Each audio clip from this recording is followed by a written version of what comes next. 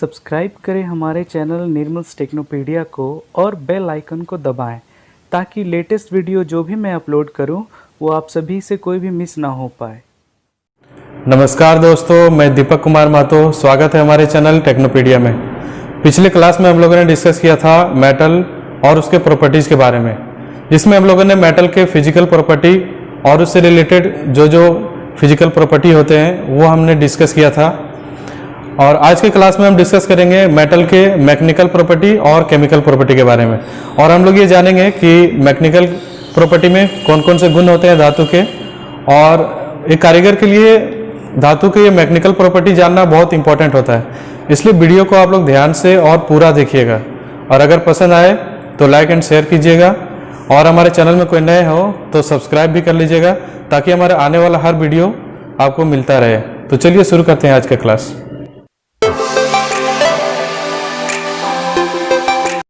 अब नेक्स्ट हम लोग देखते हैं मैकेनिकल प्रॉपर्टी के बारे में। मैकेनिकल प्रॉपर्टी यानी कि यांत्रिक गुण। यांत्रिक गुण धातु में ऐसा गुण होता है जिसे हम लोग बदल सकते हैं। अभी थोड़ी देर पहले हमने देखा था फिजिकल प्रॉपर्टी के बारे में, तो फिजिकल प्रॉपर्टी चेंज नहीं किया जा सकता है, वो उसमें परमानेंटली स्थायी रूप से होता है। लेकिन मैकेनिकल प्रॉपर्टी को हम लोग चेंज कर सकते हैं। चलिए देखते हैं कौन कौन सा मैकेनिकल प्रॉपर्टी होता है धातु में।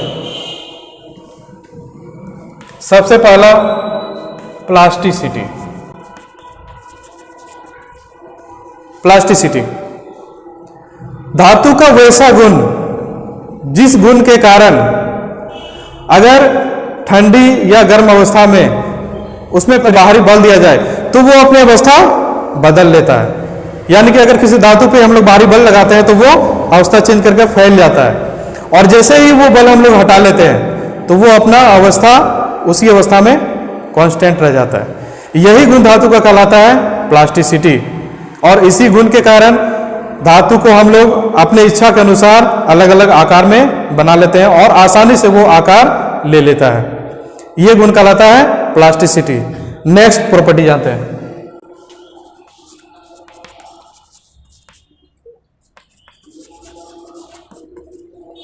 इलास्टिसिटी, जिसे हम लोग लचीलापन भी बोलते हैं। धातु का वैसा गुण जिस गुण के कारण अगर उसमें कोई बाहरी बल लगाया जाए तो वो अपनी अवस्था बदल लेता है, यानी कि फैल जाता है, और जैसे ही वो बल हटा लिया जाए तो पुनः अपना पहले की स्थिति में वो आ जाता है। यही गुण धातु का कहलाता है इलास्टिसिटी। सपोज दैट अगर एक रबर है और उस रबर को हम लोग खींचते हैं, मतलब कि कोई बल लगाते हैं उसमें, तो वो अपना अवस्था बदल लेता है। लेकिन जैसे ही वो बल हम लोग हटा लेते हैं तो पुनः अपने अवस्था में आ जाता है। इसका मतलब कि रबर में इलास्टिसिटी का गुण है। चलिए नेक्स्ट प्रॉपर्टी हम लोग जानते हैं।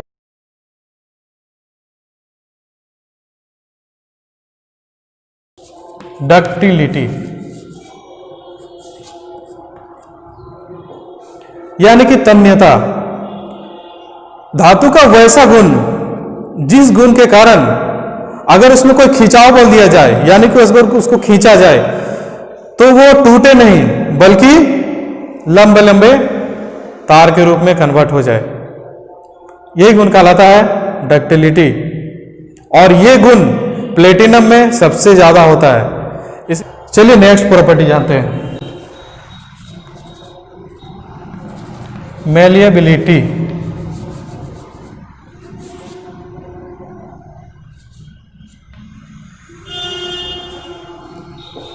मेलेबिलिटी यानी कि आघात वर्धनीयता। यहां पे आघात से पता चल रहा होगा कि धातु में किसी तरह का आघात देते हैं, तो डिटेल में समझाते हैं कि धातु का वैसा गुण जिस गुण के कारण उसे ठंडी अवस्था में अगर हम लोग हैमरिंग किया जाए या उसको रोलिंग किया जाए तो वो बिना टूटे हुए पतले पतले सीट के रूप में कन्वर्ट हो जाती है, बदल जाती है, और यही गुण कहलाता है मेलेबिलिटी। और ये गुण सबसे ज्यादा पाया जाता है सोना, यानी कि ज्वेलरी शॉप में सुनार जो आभूषण तैयार करते हैं वो गोल्ड के द्वारा तैयार करते हैं। चलिए नेक्स्ट गुण जानते हैं।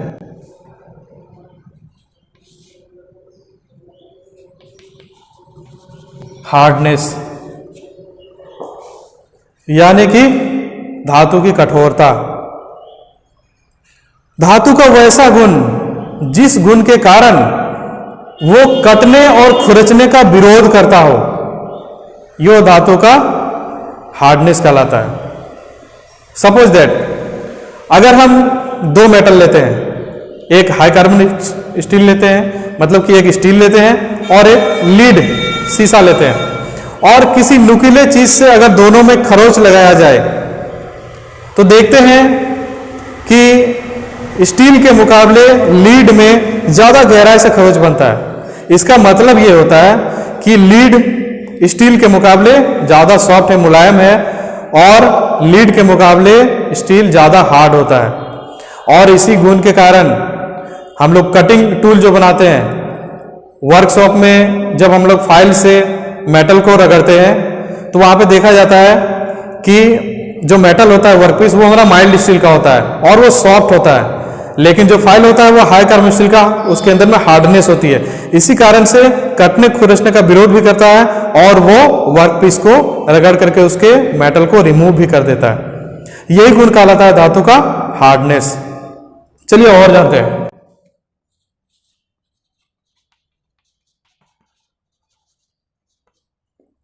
ब्रिटलनेस यानी भंगुरता। धातु का वैसा गुण जिस गुण के कारण अगर उसमें बाहरी चोट लगाया जाए तो वो टूट के बिखर जाती है, अलग अलग टुकड़ों में कन्वर्ट हो जाती है। धातु का यही गुण भंगुरता कहलाता है और ये सबसे ज्यादा पाया जाता है कास्ट आयरन में।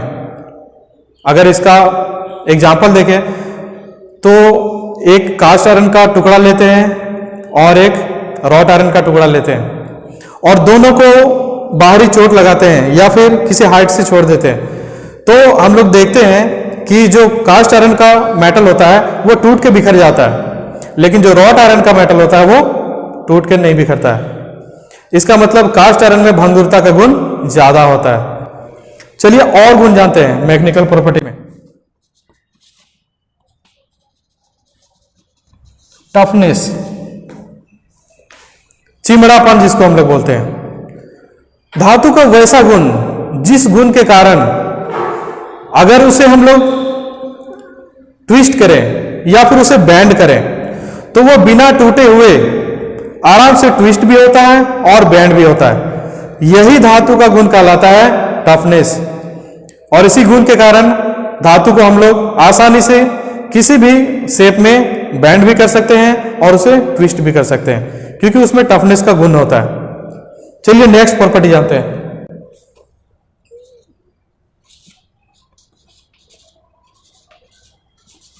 टेनासिटी, धातु का वैसा गुण जिस गुण के कारण अगर उसमें हम लोग खिंचाव बल दें, यानी कि अगर उसमें खिंचाव हो तो वो आखिरी हद तक टूटने से बचा हुआ रहता है।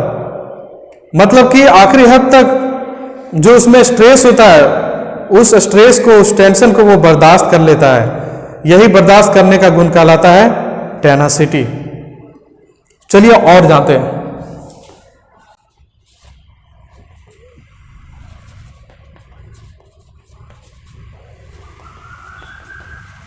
फैटिक रेसिस्टेंस, जिसे हिंदी में हम लोग बोलते हैं थकान प्रतिरोध।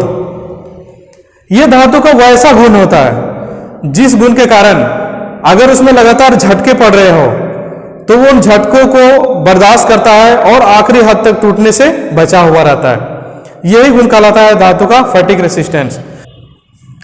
तो ये था फिजिकल प्रॉपर्टी, मैकेनिकल प्रॉपर्टी। अब हमारे पास है केमिकल प्रॉपर्टी। तो इंजीनियरिंग क्षेत्र में दो प्रॉपर्टी का ज्ञान होना बहुत जरूरी होता है, एक तो फिजिकल प्रॉपर्टी और दूसरा मैकेनिकल प्रॉपर्टी। तीसरा जो होता है केमिकल प्रॉपर्टी, यानी कि रासायनिक गुण। इस गुण के बारे में मैं इतना बता देता हूं कि धातु में जब केमिकल का प्रभाव पड़ता है तो उस प्रभाव से भी धातु की अवस्था में थोड़ा सा चेंजिंग आता है। जैसे कि लेबोरेटरी में हम लोग मेटल को केमिकल के थ्रू भी चेंजिंग करने की कोशिश करते हैं, उसके प्रॉपर्टी में चेंजिंग करने की कोशिश करते हैं, वही कहलाता है हमारा केमिकल प्रॉपर्टी। तो आज की क्लास में बस इतना ही, और ये बहुत ही इंपॉर्टेंट है।